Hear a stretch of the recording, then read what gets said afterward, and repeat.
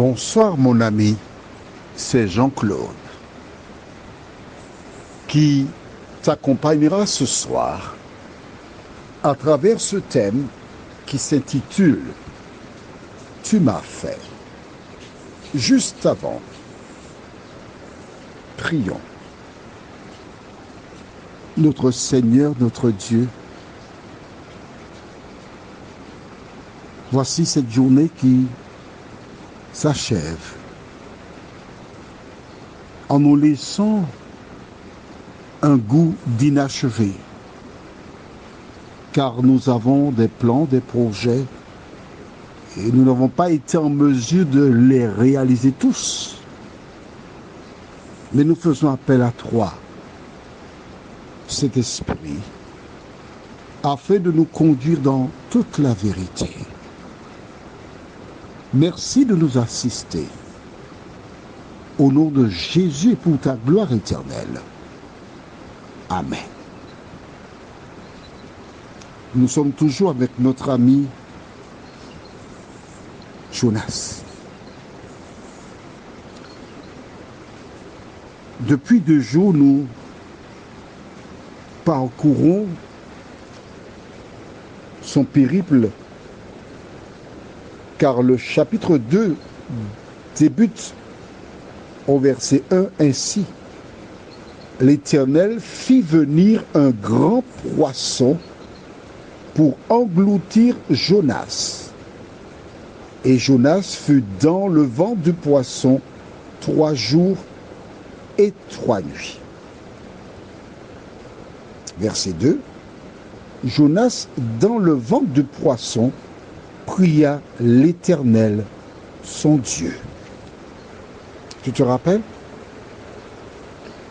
Je t'ai expliqué et je voudrais encore revenir sur cette explication afin que tu comprennes. Car plusieurs utilisent des procédés qui sont contraires à la parole de Dieu. Voici donc le gros poisson qui a avalé Jonas. Il est dans le poisson. Il n'y a qu'une seule entrée, la gueule de ce dernier, et une seule sortie, l'anus de ce dernier. Comme toutes les créatures, il élimine. C'est le cycle normal. Il n'y a aucune arme, aucun outil qui lui permettrait de découper, faire un orifice pour sortir. Il n'a pas l'intention non plus de chercher un procédé quelconque pour échapper de l'estomac du poisson. Quelle solution lui reste-t-il? Je voudrais que tu oublies Jonas un instant et que tu te dises que moi je suis Jonas.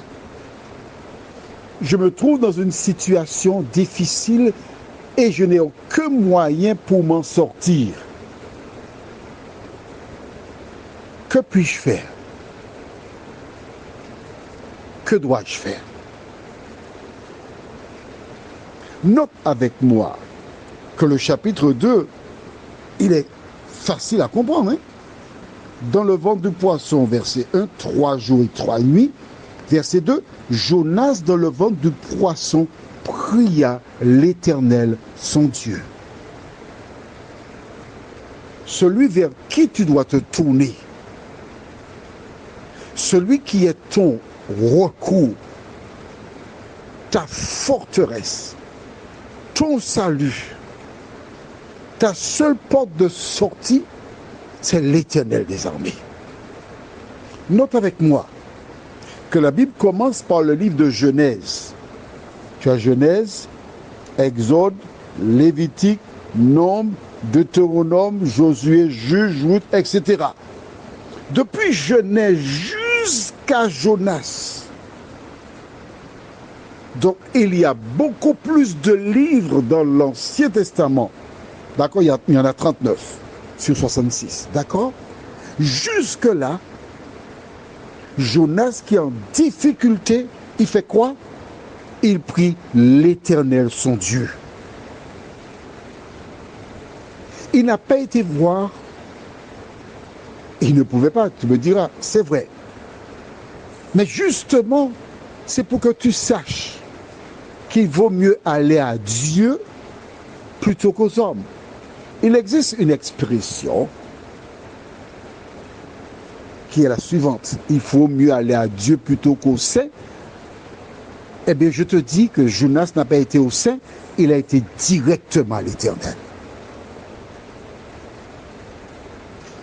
La première chose que tu dois retenir, toutes les fois que tu as un problème, va à Jésus.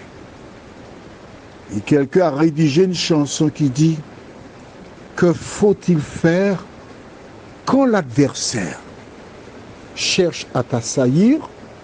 Dis tout à Jésus. »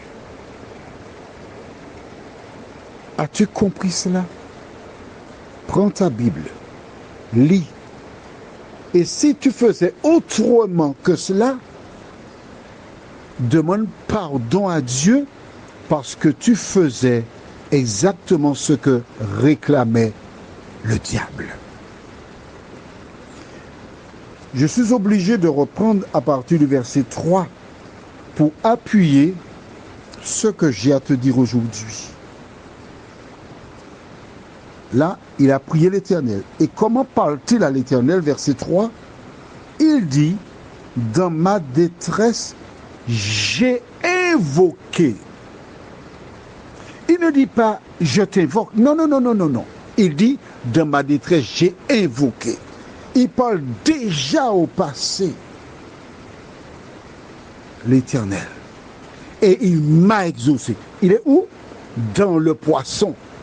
Mais Jonas a la foi. Jonas a la conviction. Et il déclare, il m'a exaucé. Du sein du séjour des morts, j'ai crié. Parce que là, dans le poisson, il est vraiment dans le séjour des morts. Hein? Il n'est pas encore mort, mais c'est tout comme. Et les courants d'eau m'ont environné. Toutes tes vagues et tous tes flots ont passé sur moi. Je disais, je suis chassé loin de ton regard.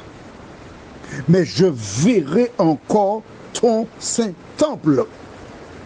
Je t'expliquais hier que le temple, c'était le lieu où les gens se rendaient pour prier. Du reste, une femme qui était stérile, Anne, alla au temple, pria, et quand elle retourna à son domicile, l'Éternel l'exauça. Dieu est disposé à répondre aux prières de celles et ceux qui se tournent vers lui. Maintenant, nous lisons les versets de ce jour, versets 6 et 7. Les eaux m'ont couvert jusqu'à m'ôter la vie. L'abîme m'a enveloppé. Les roseaux ont entouré ma tête. Je suis descendu jusqu'aux racines des montagnes. Les barres de la terre m'enfermaient pour toujours, mais tu m'as fait remonter vivant de la force éternelle, mon Dieu.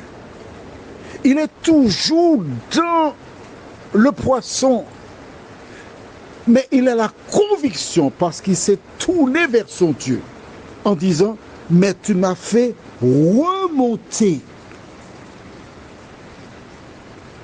vivant de la force.